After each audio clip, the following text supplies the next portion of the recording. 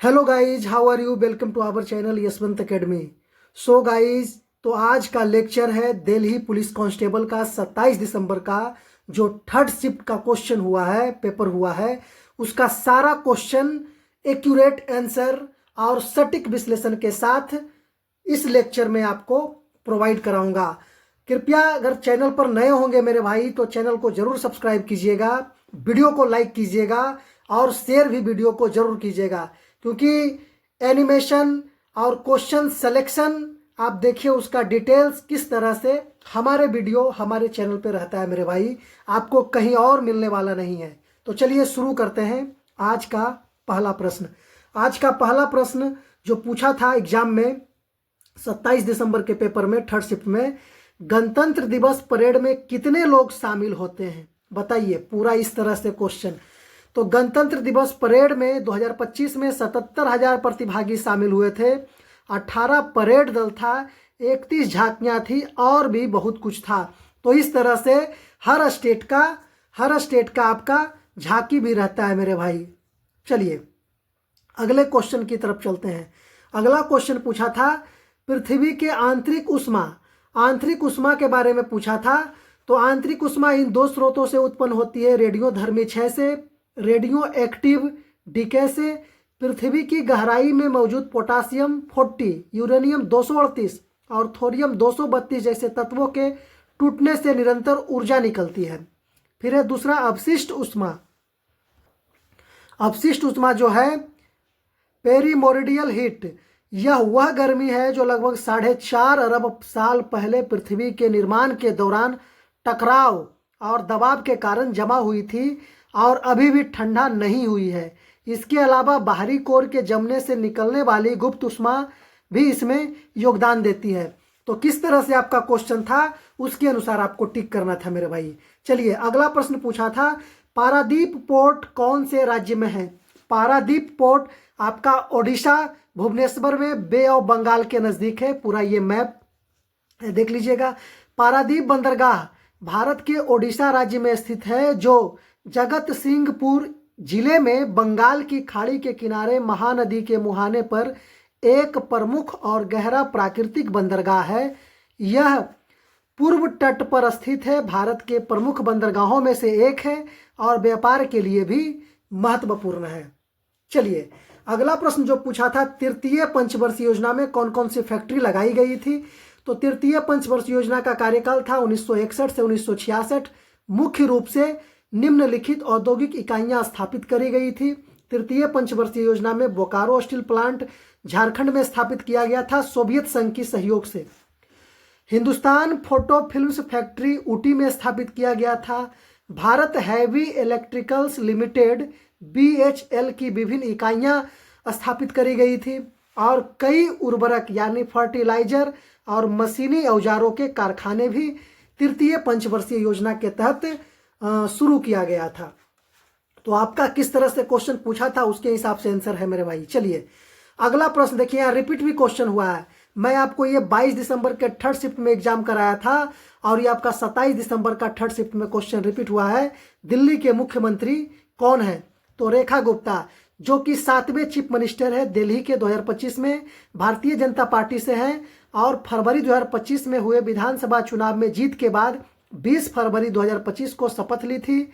उनसे पहले आतिशी मार्लेना दिल्ली की मुख्यमंत्री जो थी वो आम आदमी पार्टी से संबंधित थी। तो हो सकता है अगला क्वेश्चन आ जाए कि ये दिल्ली के जो मुख्यमंत्री हैं रेखा गुप्ता शपथ कब लिए थे? तो 20 फरवरी 2025 आपका इसका राइट आंसर हो जाएगा। तो हो सकता है संभावना ये भी बन सकता है मेरे भाई। चलिए अगले प्रश्न की तरफ चलते हैं। अगला प्रश्न है मार्केटिंग किसके अंतर्गत आती है? तो मार्केटिंग आपका सेबी के अंतर्गत आती है। सेबी की स्थापना 12 अप्रैल 1992 को हुई थी। इसके वर्तमान अध्यक्ष चेयरमैन तुहिन कांत पांडे हैं, जिन्होंने 1 मार्च 2025 को कार्यभार संभाला और उन्होंने माधवीपुरी बूच का स्थान लिया है। तो मार्केटिंग सेबी के अंतर्गत आता है और उसके चेयरमैन है तुहिन कांत पांडे। सेबी की स्थापना 12 अप्रैल 1992, ये सब याद रखना है मेरे भाई। भीमबेटका गुफा से पूछा था, भीमबेटका की गुफा किस राज्य में है? तो भीमबेटका की गुफा भारत के मध्य प्रदेश, राज्य के रायसेन जिले में है और यह यूनेस्को के विश्व धरोहर स्थल में भी शामिल है, जो अपनी प्रागैतिहासिक शैल कला और शैलाश्रियों यानी रॉक शेल्टरों के लिए प्रसिद्ध है। तो यह आपका भीमबेटका में है मेरे भाई, भीमबेटका मध्य प्रदेश में है। चलिए अगले प्रश्न की तरफ चलते हैं। अगला प्रश्न पूछा था 2022 का इंटरनेशनल बुकर प्राइज विजेता। तो 2022 का अंतर्राष्ट्रीय बुकर पुरस्कार विजेता भारतीय लेखिका गीतांजलि श्री को उनकी हिंदी उपन्यास रेत समाधि यानी टॉम्ब ऑफ सैंड, बालू का समाधि या बालू का क्या उसको बोल सकते हैं, किला के लिए मिला था, जिसका अंग्रेजी अनुवाद डेजी रॉकबेल ने किया था और यह किसी भारतीय भाषा की किताब के लिए पहला ऐसा पुरस्कार था, अंतर्राष्ट्रीय बुकर पुरस्कार, और भारतीय किताब था टॉम्ब ऑफ सैंड। चलिए इनकी लेखिका गीतांजलि श्री को मिला था। अगला प्रश्न जो है लावनी लोक नृत्य, लावनी लोक नृत्य किस राज्य में है, किस राज्य से संबंधित है? तो लावनी भारत के महाराष्ट्र राज्य का एक प्रसिद्ध लोक नृत्य और संगीत शैली है, जो अपनी शक्तिशाली लय, आकर्षक नर्तकियों और ढोलकी यानी ड्रम की थाप के लिए जानी जाती है और यह प्रेम, भक्ति, वीरता और सामाजिक राजनीतिक विषयों पर आधारित होती है, जिसे अक्सर तमाशा नामक लोक रंगमंच के रूप में प्रस्तुत किया जाता है। तो लावनी, तमाशा ये सब आपका महाराष्ट्र का है। पिछले वीडियो में पूरा स्टेट का कौन कौन से नृत्य हैं वो सारा डाल दिया है, तो आप पिछले लेक्चर भी देखिएगा जरूर मेरे भाई, क्योंकि वहां से क्वेश्चन भी बहुत ज़्यादा बन रहा है। चलिए अगले प्रश्न की तरफ चलते हैं। पार्लियामेंट का बजट कौन पेश करता है? तो पार्लियामेंट संसद में बजट केंद्रीय वित्त मंत्री यूनियन फिनांस मिनिस्टर पेश करते हैं। यह भारत सरकार का वार्षिक वित्तीय विवरण होता है, जिसे हर साल फरवरी के आखिरी कार्य दिवस पर लोकसभा में प्रस्तुत किया जाता है और यह सरकार के अनुमानित आय और व्यय का वितरण होता है। तो आप बताएंगे कि अभी 2025 में फिनांस मिनिस्टर कौन है? कमेंट सेक्शन में जरूर कमेंट कीजिएगा मेरे भाई। चलिए अगले प्रश्न की तरफ चलते हैं। अगला प्रश्न पूछा था बंजारा में कौन सी जनजाति नृत्य करती है? तो बंजारा जनजाति में मुख्य रूप से लंबाडी, घूमर, चरी और लहंगी जैसे लोक नृत्य प्रचलित है, जिसमें लंबाडी उनका सबसे प्रसिद्ध और पारंपरिक नृत्य है, जो जीवंत वेशभूषा और संगीत के साथ उनकी संस्कृति और इतिहास को दर्शाता है और यह आंध्र प्रदेश में उत्पन्न हुआ है, जबकि घूमर और चरी नृत्य भी उसके पारंपरिक नृत्य रूपों में से एक है। तो बंजारा नृत्य आपका आंध्र प्रदेश में उत्पन्न हुआ है और यह सब लंबाडी मुख्य रूप से डांस यहाँ का है। चलिए अगले प्रश्न की तरफ चलते हैं। Ctrl+L कंप्यूटर से जो कुछ क्वेश्चन आया था मेरे भाई, Ctrl+L का शॉर्टकट की क्या है? तो Ctrl+L का मुख्य कार्य है वेब ब्राउजर यानी एड्रेस बार को चुनना, MS वर्ड टेक्स्ट के बाईं ओर करना और MS एक्सेल में है चुने हुए डेटा को टेबल में बदलना। तो ये Ctrl+L का कार्य है। चलिए अगले प्रश्न की तरफ चलते हैं। अगला प्रश्न पूछा था अनुच्छेद 33 किससे संबंधित है? तो अनुच्छेद 33 आर्टिकल 33 भारतीय संविधान के मौलिक अधिकारों से संबंधित है और यह संसद को सशस्त्र बलों, अर्धसैनिक बलों, पुलिस बलों और खुफिया एजेंसियों जैसे विशिष्ट वर्गों के सदस्यों के मौलिक अधिकारों को भी संशोधित या प्रतिबंधित करने का अधिकार देता है, ताकि उनके कर्तव्यों का उचित निर्वहन और अनुशासन सुनिश्चित हो सके। थोड़ा सा चलिए, अनुशासन सुनिश्चित हो सके, तो ये सब निर्वहन के लिए है अनुच्छेद 33। अगले प्रश्न की तरफ चलते हैं। अगला प्रश्न पूछा था फ्लावर वैली किस राज्य में है? फूलों की घाटी का स्थान आपका उत्तराखंड है, जो चामोली जिले में नंदा देवी बायोस्फीयर रिजर्व के भीतर एक राष्ट्रीय उद्यान है और यूनेस्को के विश्व धरोहर स्थल में है, जो अपने अल्पाइन फूलों और जैव विविधताओं के लिए प्रसिद्ध है, आपका फूलों की घाटी। चलिए अगले प्रश्न की तरफ चलते हैं। अगला प्रश्न पूछा था 2025 का इंटरनेशनल बुकर प्राइज विनर, 2025 का इंटरनेशनल बुकर प्राइज विनर, ये भी आपका क्वेश्चन रिपीटेड है मेरे भाई, ये भी क्वेश्चन आपका रिपीटेड है। अंतर्राष्ट्रीय बुकर प्राइज 2025 में बानू मुश्ताक जी को मिला है उनकी पुस्तक हार्ट लैम्प के लिए, जिसका अंग्रेजी में अनुवाद की है दीपा भस्ती, जो इस पुरस्कार को जीतने वाली पहली भारतीय ट्रांसलेटर भी है और यह कन्नड़ से अनुवादित पहला विजेता है जो दक्षिण भारत में महिलाओं के जीवन पर आधारित लघु कथाओं का संग्रह है। इसमें हार्ट लैम्प में बानू मुश्ताक की पुस्तक में 25 में ये आपका बानू मुश्ताक जीती है। चलिए अगला प्रश्न भीमबेटका गुफा से था जो मैंने आपको बता दिया है, मध्य प्रदेश के रायसेन जिले में है। यहाँ शैल चित्र यानी हजारों साल पुराने हैं जो आदि मानव के जीवन और शिकार को भी दर्शाते हैं। तो यहाँ से भी क्वेश्चन आया था। अगला प्रश्न पूछा था कि गुप्त काल में मंदिर निर्माण के लिए किन किन सामग्रियों का प्रयोग किया गया था। तो प्रयोग किया गया था ईंटें। शुरुआती मंदिरों जैसे भीतरगांव का मंदिर में पकी हुई ईंटों का प्रयोग हुआ। पत्थर का प्रयोग हुआ बलुआ पत्थर। सैंडस्टोन का सबसे अधिक उपयोग तरासे गए मंदिरों के लिए किया गया। फिर लोहा का उपयोग हुआ। पत्थरों को जोड़ने के लिए लोहे की कड़ियाँ और चूने के गारे का इस्तेमाल होता था। और लकड़ी का हुआ। छतों और सजावट के लिए लकड़ी का भी उपयोग होता था। तो इन सब सामग्रियों का गुप्त काल में मंदिर निर्माण में उपयोग किया जाता था। आपका आंसर किस प्रकार से था उसे टिक करना था मेरे भाई। चलिए अगले प्रश्न की तरफ चलते हैं।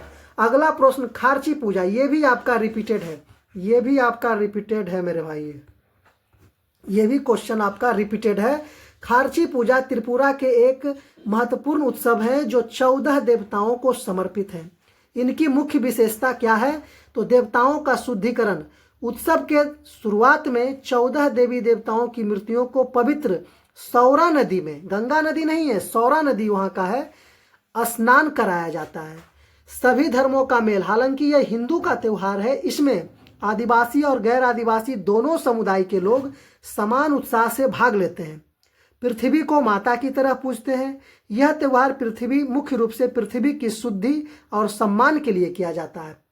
फिर राजबाड़ी उत्सव, यह अगरतला के पुराने अगरतला स्थित 14 देवता मंदिर में भव्य रूप से मनाया जाता है। तो इस तरह से आपका खारची पूजा से रिलेटेड आपका डिटेल्स था। चलिए अगले प्रश्न की तरफ चलते हैं। अगला प्रश्न पूछा था 1991 के राष्ट्रमंडल खेलों में कॉमनवेल्थ गेम्स में किसने 3 स्वर्ण पदक जीता था? तो उसका राइट आंसर है भारत के अशोक पंडित ने शूटिंग में 3 गोल्ड प्राइज जीता था।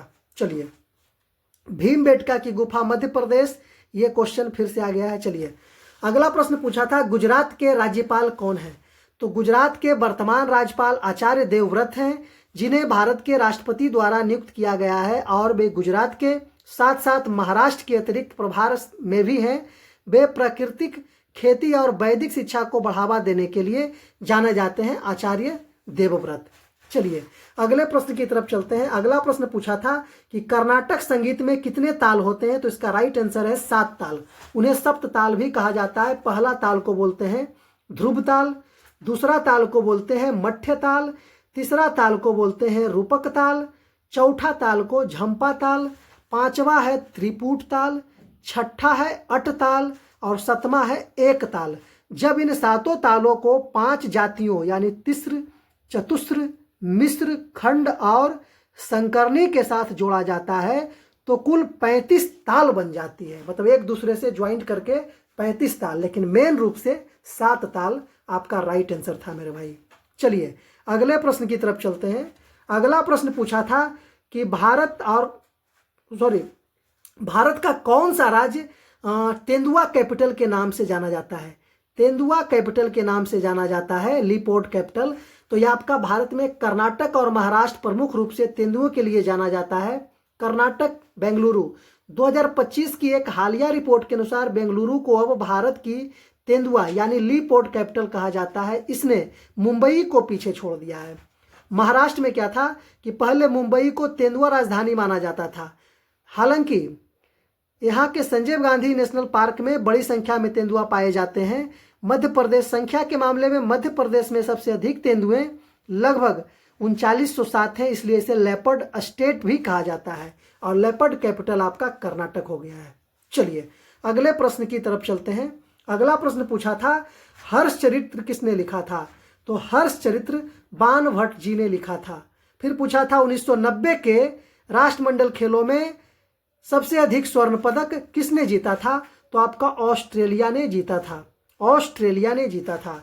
फिर पूछा था प्रश्न कि आपका 1978 के एशियाई खेलों में प्रकाश पादुकोण और उदय पवार की जोड़ी ने, मतलब कौन सी जोड़ी ने 1978 में एशियाई खेलों में किस जोड़ी ने कांस्य पदक जीता था? तो आपका बैडमिंटन की जोड़ी थे प्रकाश पादुकोण और उदय पवार, दोनों मिलकर कांस्य पदक जीता था। प्रयाग प्रशस्ति अभिलेख किसने लिखी? तो हरि सेन ने लिखी। ये भी क्वेश्चन आया था। तो ये सारा क्वेश्चन आया था शानदार और सटीक विश्लेषण के साथ मेरे भाई आपके सामने मैं आपको प्रोवाइड कराया। तो चैनल पर अगर नए होंगे तो चैनल को जरूर सब्सक्राइब कीजिएगा, वीडियो को लाइक कीजिएगा और शेयर भी कीजिएगा। कमेंट में जिसका मैंने रिप्लाई पूछा है क्वेश्चन का जवाब, वो भी कमेंट सेक्शन में कमेंट कीजिएगा मेरे भाई। धन्यवाद।